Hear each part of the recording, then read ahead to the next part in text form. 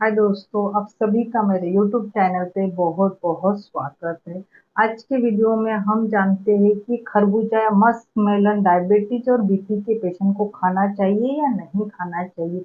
अगर उन लोगों ने खाया तो उनका बीपी या शुगर ये बढ़ सकता है क्या? इसमें से कौन से पोषक घटक रहते हैं, इससे क्या क्या हेल्थ बेनिफिट्स आपको मिल सकते हैं, खास तौर पे शुगर और बीपी के पेशेंट के लिए। तो चलो जानते हैं। लेकिन फर्स्ट टाइम अगर आप मेरे चैनल पे आए हो तो प्लीज मेरे चैनल को सब्सक्राइब कीजिए, वीडियो लास्ट तक देखिए, अच्छा लगा तो लाइक और शेयर भी कीजिए। गर्मियों के मौसम में बहुत जंक फ्रूट्स खाना पसंद करते हैं, लेकिन जो डायबिटीज के पेशेंट रहते हैं तो उनको खान पान का ज्यादातर ध्यान रखना पड़ता है। और जो मस्क मेलन या खरबूजा जो रहता है ये स्वीट रहता है, तो बहुत जन की मतलब लगता है कि नहीं ये शुगर मेरा बढ़ाएगा या फिर मेरा वेट गेन करने में मदद करेगा या फिर मेरा बीपी भी बढ़ सकता है। तो बहुत सारे लोग क्या करते हैं, जो हेल्दी फूड्स है उसको खाना अवॉइड करते हैं। तो हम आज खरबूजा शुगर के पेशेंट्स और बीपी के पेशेंट ने खाना चाहिए या नहीं खाना चाहिए इसके बारे में जानते हैं। जो खरबूजा रहता है इसका जो स्वाद रहता है ये मधुर रहता है, कफवर्धक रहता है, उसी के साथ वात पित्त को कम करने वाला ये रहता है। इसकी जो तासीर रहती है, मधुर खरबूजा बोला है यानी स्वीट खरबूजा बोला है, इसमें खट्टा मीठा भी खरबूजा आता है। तो जो रहता है इसकी तासीर जो रहती है डेफिनेटली ये ठंडी रहती है, जिसके कारण ये कफवर्धक भी कहा गया है। इसमें बहुत सारे विटामिन मिनरल पाए जाते हैं। इसमें प्रोटीन की मात्रा भी रहती है, जो तरबूज के मतलब वाटरमेलन की तुलना में खरबूजा में प्रोटीन की मात्रा ये ज्यादा पाई जाती है। और कैलोरी की बात की जाए तो इसमें कैलोरी भी कम ही पाई जाती है, यानी आपने 100 ग्राम भी खरबूजा खाया तो आपको 28 के आसपास कैलोरी इसमें देखने को मिलती है। लेकिन प्रोटीन की मात्रा इसमें तरबूज की तुलना में ज्यादातर देखने को मिलती है। इसमें विटामिन मिनरल फाइबर और 90% वाटर भी रहता है, जिसके कारण डेफिनेटली डिहाइड्रेट, यदि गर्मियों के मौसम में धूप के कारण अपनी बॉडी ज्यादातर डिहाइड्रेट हो जाती है, हीट बॉडी में बढ़ जाती है, जिसके कारण आपको वीकनेस महसूस होता है। तो इसमें कूलिंग का भी काम करते हैं, क्योंकि इसकी काफी ठंडी रहती है, उसी के साथ इसमें वाटर यानी पानी 90% रहता है। तो डेफिनेटली अपना जो बॉडी डिहाइड्रेट, तो एक हमेशा रहता है कि बीपी के पेशेंट ने खरबूजा खाना चाहिए या नहीं खाना चाहिए, या बीपी बढ़ाने में मदद करता है या कम करने में मदद करता है। जो खरबूजा रहता है या मस्कमेलन रहता है इसमें पोटेशियम की मात्रा पाई जाती है, और पोटेशियम ज्यादा होने के कारण जो सोडियम रहता है जिसके कारण अपना ब्लड प्रेशर बढ़ता है, और ब्लड प्रेशर बढ़ने के कारण आपको अलग अलग सिम्टम दिखते हैं, जैसे ज्यादा स्वेटिंग हो जाना, थकान आ जाना, जी घबराना, चक्कर, कभी कभी चक्कर भी आ जाते हैं। तो डेफिनेटली इसमें पोटेशियम की मात्रा ज्यादा रहती है, तो सोडियम का जो निगेटिव इफेक्ट है इसको ये कम करने में डेफिनेटली मदद करता है। कौन? खरबूजा।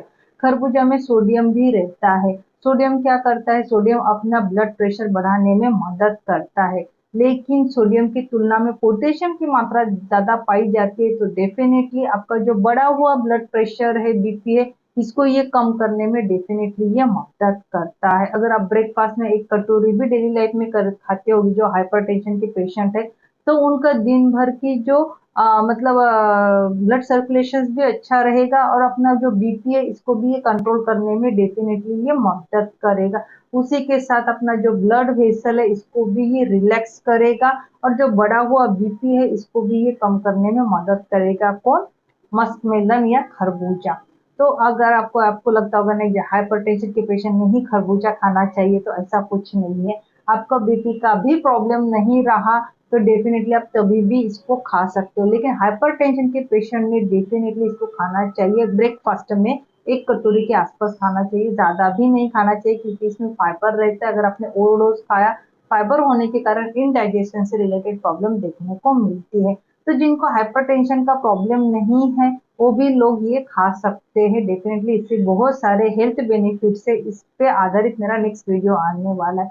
दूसरा है कि डायबिटीज के पेशेंट ने इसको खाना चाहिए या नहीं खाना चाहिए। डायबिटीज के पेशेंट को खासकर फिर अपने खाना पीना का ज्यादातर ध्यान रखना पड़ता है।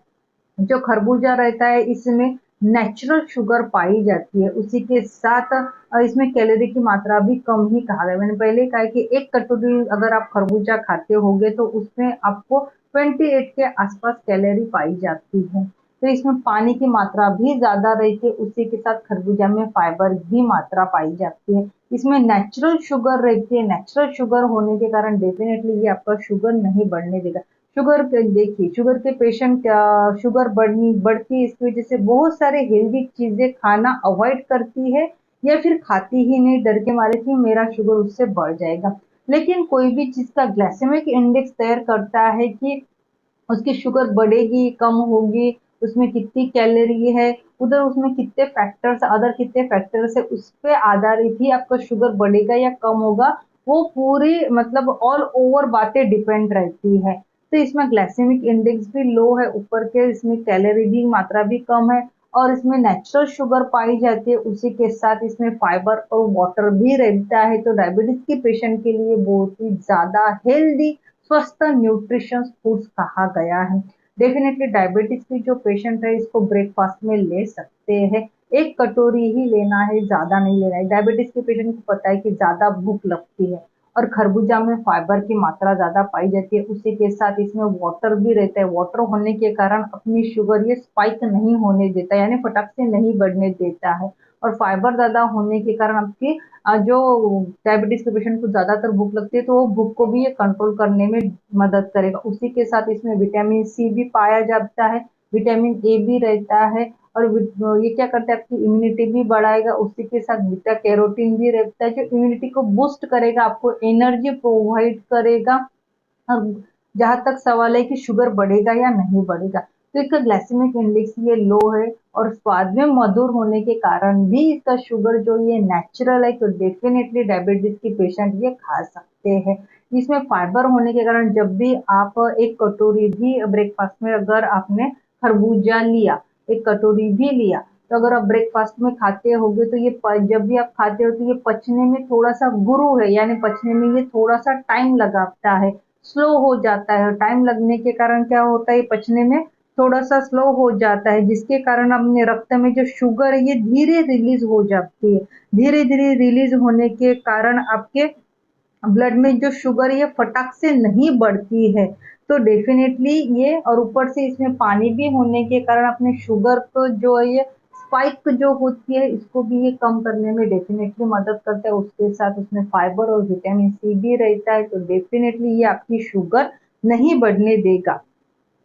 तो शुगर के पेशेंट फाइनली इसको खा सकते हैं और बीपी के पेशेंट भी खा सकते हैं, लेकिन ओवर डोज नहीं खाना है। आपको एक कटोरी ही अपने लाइफ में इंक्लूड करना है। और एक बात दूसरी, अगर आपको शुगर के पेशेंट है, मैम ने बोला है खाना चाहिए, लेकिन आपको इसको प्लेन ही काट के ही खाना चाहिए। वो अगर खट्टा होगा तो नहीं तो ऊपर से आप शुगर मिलाओगे या फिर चीनी या कोई अदर स्वीट्स मिलाओगे तो डेफिनेटली आपको शुगर ये बढ़ सकती है। तो ध्यान रखना चाहिए, आपको प्लेन काट के ही खाना चाहिए।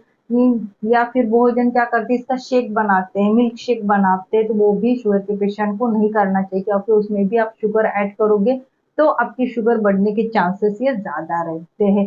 तो मस्क मेलन खाना या तरबूजा खाना, खरबूजा खाना हेल्थ के लिए बहुत ही सही कहा गया है, खास तौर पे बीपी और शुगर के पेशेंट के लिए तो बहुत ही ज्यादा बेनिफिट करता है। लेकिन आप इसको ब्रेकफास्ट में ही खाना चाहिए, क्योंकि अगर आप शाम के टाइम खाते होगे तो इसमें फाइबर भी ज्यादा है, उसके साथ ही कफवर्धक है, यानी आपके कफ से रिलेटेड प्रॉब्लम को इंक्रीज करेगा। तो ध्यान रखिए, आप ज्यादा से ज्यादा ब्रेकफास्ट में या फिर शाम 4 बजे तक ही खाए, उसके मतलब रात को ना खाए। अगर आप मेरा आज का ये वीडियो अच्छा लगा हो तो प्लीज मेरे वीडियो को लाइक कीजिए, शेयर कीजिए और फर्स्ट टाइम मेरे चैनल पे आए हो तो प्लीज मेरे चैनल को सब्सक्राइब कीजिए।